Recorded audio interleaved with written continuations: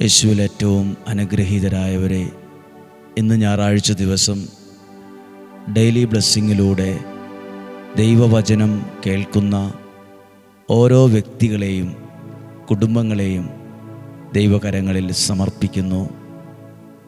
നിങ്ങൾക്ക് വേണ്ടി പ്രാർത്ഥിക്കുന്നു. ഇന്ന് ഞായറാഴ്ച ദിവസം അർപ്പിക്കുന്ന വിശുദ്ധ കുർബാനയിൽ നിങ്ങളെ ഓരോരുത്തരെയും ഓർക്കുകയും പ്രാർത്ഥിക്കുകയും ചെയ്യും.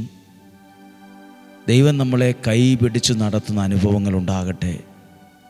കണ്ണിനെ കണ്ണുനീരിൽ നിന്നും, കാലിനെ വീഴ്ചയിൽ നിന്നും, ജീവനെ മരണത്തിൽ നിന്നും രക്ഷിക്കുന്ന സർവശക്തനായ ദൈവത്തിൻ്റെ കരുതലും കരുണയും എന്നും എപ്പോഴും നമ്മുടെ കൂടെ ഉണ്ടായിരിക്കട്ടെ. ഇന്ന് പ്രതീക്ഷയോടെ ദൈവവചനം കേൾക്കുമ്പോൾ നമ്മെ അനുഗ്രഹിക്കുന്ന ദൈവത്തെക്കുറിച്ച് കാണുകയാണ്. അനുഗ്രഹിക്കുന്ന ദൈവം, ദൈവത്തിൻ്റെ വചനം കേൾക്കുന്നവരെ ദൈവം അനുഗ്രഹിച്ചുയർത്തും. ദൈവവചനം വിശ്വാസത്തോടെ സ്വീകരിക്കുന്നവരെ ദൈവം അനുഗ്രഹിച്ചുയർത്തും. പ്രിയപ്പെട്ടവരെ, ഒരു വാക്ക് നിങ്ങൾക്ക് വേണ്ടി പറഞ്ഞ് പ്രാർത്ഥിക്കട്ടെ. ഈ ഞായറാഴ്ച ദിവസവും ദൈവവചനം കേൾക്കാൻ മനസ്സ് കാണിച്ച, താല്പര്യത്തോടെ കേൾക്കുന്ന, സന്തോഷത്തോടെ കേൾക്കുന്ന പ്രിയപ്പെട്ടവരായ ഓരോരുത്തരെയും സർവശക്തനായ ദൈവത്തിൻ്റെ ആ സുരക്ഷിതമായ കരങ്ങളിൽ പൂർണ്ണമായും ഏൽപ്പിച്ചു തന്നുകൊണ്ട് പ്രാർത്ഥിക്കുന്നു. ഈ കുടുംബങ്ങളെ അനുഗ്രഹിക്കണമേ, ഇവരുടെ ആരോഗ്യത്തെ അനുഗ്രഹിക്കണമേ, ഇവരുടെ ജീവിത സാഹചര്യങ്ങളെ അനുഗ്രഹിക്കണമേ, ഇവരുടെ നാളെക്കുറിച്ചുള്ള സ്വപ്നങ്ങളുടെ മേൽ, പ്രതീക്ഷകളുടെ മേൽ അനുഗ്രഹത്തെ കൊടുക്കണമേ എന്ന് പ്രാർത്ഥിക്കുന്നു. പ്രതീക്ഷയോടെ നമുക്ക് ഈ വചനം കേൾക്കാം. ഉൽപ്പത്തി പുസ്തകം 12-ാം അധ്യായം 1-2 വാക്യങ്ങൾ വായിക്കാം. അത് നമ്മൾ കേട്ടിട്ടുണ്ട്, വായിച്ചിട്ടുണ്ട്. എങ്കിലും ആ വാക്യത്തിൽ ഒരു പ്രധാനപ്പെട്ട കാര്യം പറയാനുണ്ട്. കർത്താവ് അബ്രാമിനോട് അരുളി ചെയ്തു, നിന്റെ ദേശത്തെയും ബന്ധുക്കളെയും പിതൃഭവനത്തെയും വിട്ട് ഞാൻ കാണിച്ചു തരുന്ന നാട്ടിലേക്ക് പോവുക.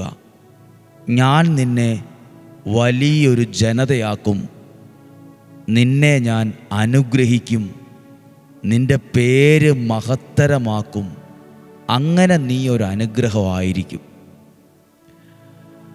അബ്രാഹത്തെ പേര് വിളിച്ച് വ്യക്തിപരമായി അനുഗ്രഹിക്കുന്നൊരു ദൈവത്തെ കാണാൻ പറ്റും.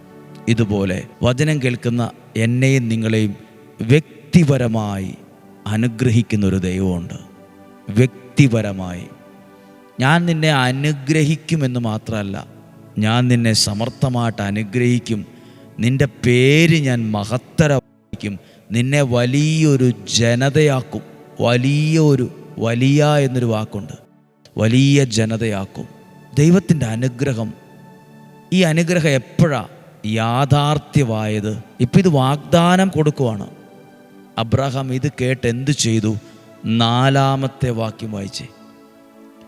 കർത്താവ് കൽപ്പിച്ചതനുസരിച്ച് അബ്രഹാം പുറപ്പെട്ടു. അപ്പോൾ ഇത് കേട്ടിട്ട് അബ്രഹാം അങ്ങനെ വെറുതെ ഇരുന്നു എന്നല്ല, അതനുസരിച്ചു. അങ്ങനെ എഴുതിയിട്ടുണ്ട്, കർത്താവ് കൽപ്പിച്ചതനുസരിച്ച് അബ്രഹാം പുറപ്പെട്ടു. അനുസരിച്ച. അപ്പോൾ ദൈവവചനം കേൾക്കുകയും അത് സ്വീകരിക്കുന്നവരും ശരിക്കും ദൈവത്താൽ അനുഗ്രഹിക്കപ്പെടും. ഇതെങ്ങനെ മനസ്സിലായി? 13-ാം അധ്യായം 4-ാമത്തെ വാക്യം. ആദ്യമായി ബലിപീഠം പണിതതുമായ സ്ഥലം വരെയും യാത്ര ചെയ്തു. അവിടെ അബ്രഹാം കർത്താവിൻ്റെ നാമം വിളിച്ച് അപേക്ഷിച്ചു. ഒരനുഗ്രഹത്തെക്കുറിച്ച് ദൈവം നിന്നെ അനുഗ്രഹിക്കുമെന്ന് പറഞ്ഞിട്ട് പുതപ്പ് മൂടിക്കിടന്ന് ഉറങ്ങുമല്ല, ഒരു മടിയനായിട്ടിരിക്കുമല്ല, ഇനിയെല്ലാം ഓട്ടോമാറ്റിക്കായിട്ട് സംഭവിച്ചോളൂ എന്ന് പറയുമല്ല. ആ വചനം കേട്ടു, ആ വചനം അനുസരിച്ചു, ബലിപീഠം പണിത് പ്രാർത്ഥിച്ചു കൊണ്ടിരുന്നു. ആ പ്രാർത്ഥന നിർത്തിയില്ല. ദൈവത്തിൻ്റെ വാഗ്ദാനം വിശ്വസിക്കുന്നവരിൽ യാഥാർത്ഥ്യമാവും. അതനുസരിച്ച് പ്രാർത്ഥനയോടെ അതിനെ കൈകാര്യം ചെയ്താൽ ആ അനുഗ്രഹം നമ്മളിൽ യാഥാർത്ഥ്യമാകത്തുള്ളൂ. 5-ാമത്തെ വാക്യം, അവൻ്റെ കൂടെ പുറപ്പെട്ട ലോത്തിനും ആട്ടിൻപറ്റങ്ങൾക്കും കന്നുകാലി കൂട്ടങ്ങൾക്കും കൂടാരങ്ങളും ഉണ്ടായിരുന്നു. 6, അവർക്കൊന്നിച്ച് താമസിക്കാൻ ആ ദേശം മതിയായില്ല, കാരണം അവർക്ക് വളരെയേറെ സമ്പത്തുണ്ടായിരുന്നു. ഇഷ്ടം പോലെ സമ്പത്തുണ്ടായിരുന്നു.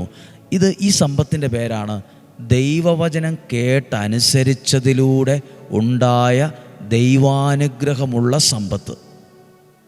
ഇങ്ങനൊരു സമ്പത്തുണ്ട്. എങ്ങനെയേലും ഉണ്ടായ സമ്പത്തല്ല. എന്നെ കേൾക്കുന്ന, വചനം കേൾക്കുന്ന നിങ്ങൾക്ക് ദൈവാനുഗ്രഹമുള്ള സമ്പത്തുണ്ടാകട്ടെ.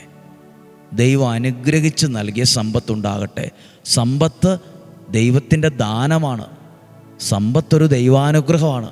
നിങ്ങൾ നോക്കിയേ, ദൈവവചനം കേട്ട് അതനുസരിച്ച് ബലിപീഠം പണിത് പ്രാർത്ഥിച്ച അബ്രാഹത്തെ കയ്യിലുള്ളത് മുഴുവൻ പോയി, എൻ്റെ ഉള്ള സമാധാനവും പോയി, എൻ്റെ കയ്യിലുള്ള പൈസ പോയി, ഇനി ഞാൻ കൂടുതൽ ദരിദ്രനായി എന്നല്ല പറഞ്ഞേ, ഒന്നിച്ച് താമസിക്കാൻ ഇടം പറ്റുന്നില്ല, ആ സ്ഥലം പോരാതായി, അത്രമേൽ സമ്പത്തുണ്ടായി, വളരെ സമ്പത്തുണ്ടായിരുന്നു, വളരെയേറെ സമ്പത്തുണ്ടായി. എന്ന് സാമ്പത്തികമായി അനുഗ്രഹിക്കുന്ന ഒരു ദൈവമുണ്ട് കേട്ടോ.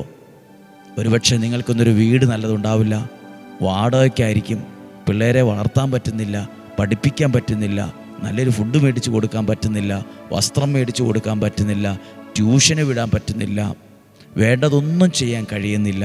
പല ഭാരങ്ങളും ടെൻഷനും ഒക്കെ കാണും ഇല്ലേ? പല ഭാരവും ടെൻഷനും ഒക്കെ ഉണ്ട്. സാമ്പത്തികമായ ഒരാൾ ഒന്ന് കുറഞ്ഞു പോയാൽ ആർക്കും പിന്നെ വേണ്ട. സാമ്പത്തികം ഇല്ലെങ്കിൽ പിന്നെ കരിയാപ്പല പോലെയാണ്. ആർക്കും ഒരു മെച്ചമില്ല, ആർക്കൊരു മീച്ചമില്ല, ആർക്കൊരു നമ്മളെ വേണ്ട. സാമ്പത്തികം പ്രധാനപ്പെട്ട കാര്യമാണ്. പക്ഷേ ഈ വചനം വായിച്ചപ്പോൾ ഞാനിങ്ങനെ ഓർക്കുക, സാമ്പത്തികമായി അനുഗ്രഹിക്കുന്ന ഒരു ദൈവമുണ്ട്. നിങ്ങളുടെ കയ്യിൽ ദൈവാനുഗ്രഹമുള്ള സമ്പത്തുണ്ടാകട്ടെ. ഈ ഞായറാഴ്ച ദിവസം പ്രാർത്ഥിക്കുമ്പോഴേ അങ്ങനെ തന്നെ പ്രാർത്ഥിക്കുക. സാമ്പത്തികമായി തകർന്നവർ, കടബാധ്യതയുള്ളവർ ഒക്കെ ഉള്ളവരുണ്ട്. ജപ്തിയുടെ വക്കിൽ നിൽക്കുന്നവർ, മേടിച്ച പൈസ തിരിച്ചു കൊടുക്കാൻ പറ്റുന്നില്ല, പലിശ പോലും അടയ്ക്കാൻ പറ്റുന്നില്ല, ബാങ്കിൽ ലോൺ അടയ്ക്കാൻ പറ്റുന്നില്ല, പല കാരണങ്ങളാൽ ഭാരപ്പെടുന്നവരുണ്ട്. നിങ്ങളെ സാമ്പത്തികമായി അനുഗ്രഹിക്കുക. വചനം കേട്ട് അനുസരിക്കുമ്പോൾ പറ, അബ്രാഹത്തെ അനുഗ്രഹിച്ചതുപോലെ ദൈവാനുഗ്രഹമുള്ള സമ്പത്ത് നൽകി എന്നെ അനുഗ്രഹിക്കണമേ. ദൈവാനുഗ്രഹമുള്ള സമ്പത്ത്, എങ്ങനെയേലുമുള്ള സമ്പത്ത് വേണ്ട. വഴക്കുണ്ടാക്കിയും പിടിച്ചു പറിച്ചും ചീത്ത പറഞ്ഞും പ്രാഗിയും ശപിച്ചു ഒന്നും കിട്ടുന്ന ഒരു രൂപ നമുക്ക് വേണ്ട. നമുക്ക് വേണ്ട ദൈവം അനുഗ്രഹിച്ചു നൽകുന്ന സമ്പത്താണ്. അത് നമുക്ക് സമാധാനം നൽകും, അത് സ്വസ്ഥത നൽകും, അത് ഐശ്വര്യം നൽകും. അത് അങ്ങനെ ഒരു സമ്പത്ത് നമ്മുടെ ജീവിതത്തിൽ ഉണ്ടാകട്ടെ എന്ന് പ്രാർത്ഥിക്കുക. ദൈവമേ, ഞായറാഴ്ച ദിവസം അങ്ങയുടെ വചനം കേൾക്കുന്ന ഓരോ വ്യക്തികൾക്കും വേണ്ടി പ്രാർത്ഥിക്കുവാണ്. ഓരോ വ്യക്തികളെയും ഓർത്ത് പ്രാർത്ഥിക്കുന്നു. നമ്മുടെ കർത്താവ് ഈശോ മിശിഹായുടെ കൃപയും പിതാവായ ദൈവത്തിൻ്റെ സ്നേഹവും പരിശുദ്ധാത്മാവിൻ്റെ സഹവാസവും നിങ്ങളോടുകൂടെ ഉണ്ടായിരിക്കട്ടെ. ഞങ്ങൾ ഇന്ന് കേട്ട ഈ വചനം, ഈ ഞായറാഴ്ച കേട്ട വചനം ദൈവാനുഗ്രഹമുള്ള സമ്പത്തിനെക്കുറിച്ചാണ്. ഒത്തിരി പേർക്ക് സമ്പത്തുണ്ട്, പക്ഷെ സമാധാനമില്ല. നമുക്ക് വേണ്ട സമ്പത്ത്, സമാധാനം കളയുന്ന സമ്പത്ത് വേണ്ട. നമുക്ക് വേണ്ട ദൈവാനുഗ്രഹം, ദൈവം അറിഞ്ഞു നൽകുന്ന സമ്പത്ത്. അത് നമ്മുടെ കുടുംബത്തിലെ സമാധാനം കളയില്ല, സ്വസ്ഥത കളയില്ല, കൂട്ടായ്മ കളയില്ല, പ്രാർത്ഥനാ ജീവിതം കളയില്ല, വിശ്വാസം കളയില്ല. ദൈവാനുഗ്രഹമുള്ള സമ്പത്ത് വരുമ്പോൾ നമ്മുടെ വിശ്വാസവും ആ കൂട്ടത്തിൽ വർദ്ധിച്ചുകൊണ്ടിരിക്കും. അത് നമ്മുടെ ജീവിതം തന്നെ മറ്റു പലർക്കും ഒരു സാക്ഷ്യം തന്നെയായിരിക്കും. നമ്മളിലൂടെ അനേകർ ദൈവത്തിലേക്ക് വരാനിടയാവും. പ്രാർത്ഥിക്കുക അങ്ങനെ തന്നെ. നിങ്ങൾക്ക് താമസിക്കാൻ നല്ല വീടും സഞ്ചരിക്കാൻ നല്ല വാഹനവും ജീവിക്കാൻ പറ്റിയ സാഹചര്യവും പിള്ളേർക്ക് നല്ല ഭാവിയും ആരോഗ്യവും എല്ലാം ഉണ്ടാകട്ടെ. ദീർഘായുസ്സും ആരോഗ്യം ഉണ്ടാകട്ടെ. രോഗങ്ങൾ, അപകടങ്ങൾ, ദുർമരണങ്ങൾ, മുപ്പെത്താത്ത മരണങ്ങൾ എന്നിവയിൽ നിന്നെല്ലാം ദൈവം നമ്മളെ സൂക്ഷിക്കട്ടെ, സംരക്ഷിക്കട്ടെ. സമ്പത്തും ഐശ്വര്യവും ദൈവം അറിഞ്ഞ് നമുക്ക് നൽകട്ടെ. നല്ല ബന്ധങ്ങളുണ്ടാകട്ടെ, നല്ല കുടുംബങ്ങളുണ്ടാകട്ടെ, അനുഗ്രഹമുള്ള തലമുറ കയറി വരട്ടെ. നിങ്ങളുടെ പ്രാർത്ഥനകൾക്ക് മറുപടി കിട്ടും. നിങ്ങളെ ദൈവം സമർത്ഥമായിട്ട് അനുഗ്രഹിക്കും. നിങ്ങളുടെ പേര് മഹത്തരമാക്കും. നിങ്ങളെ വലിയൊരു ജനതയാക്കും. നിങ്ങളുടെ ജീവിതത്തിൽ വഴിത്തിരിവുകളുണ്ടാകും. പുതിയ വഴികളെ ദൈവം തുറക്കും. യേശുവിൻ നാമത്തിൽ ഇങ്ങനെ പറഞ്ഞ് നിങ്ങളെ അനുഗ്രഹിക്കുന്നു. നിങ്ങളുടെ ഇടതുവശത്ത് 1000-ങ്ങളും വലതുവശത്ത് 10,000-ങ്ങളും വീണേക്കാം, എങ്കിലും നിനക്ക് പ്രാർത്ഥിക്കുന്ന നിനക്ക്, വചനം കേൾക്കുന്ന നിനക്ക് ഒരനർത്ഥവും വരികയില്ല, ഒരു തിന്മയും വരില്ല, ഒരനർത്ഥവും കൂടാരത്തെ തൊടുക പോലുമില്ല. ഇന്നും ജീവിക്കുന്ന യേശുവിൻ നാമത്തിൽ നിങ്ങളെ അനുഗ്രഹിച്ച് പ്രാർത്ഥിക്കുന്നു, ഇപ്പോഴും എപ്പോഴും എന്നേക്കും. ആമേൻ. ദൈവം അനുഗ്രഹിക്കട്ടെ. നാളെ തിങ്കളാഴ്ച ദിവസമാണ്. നാളെ നമുക്ക് ഒരുമിച്ച് കാണണം. 5:30 ഒരുമിച്ച് കാണാം. ഒരുമിച്ച് കാണുന്നത് വരെ സ്വർഗത്തിലെ ദൈവം എന്നെ നിങ്ങളെ സൂക്ഷിക്കട്ടെ. ആമേൻ.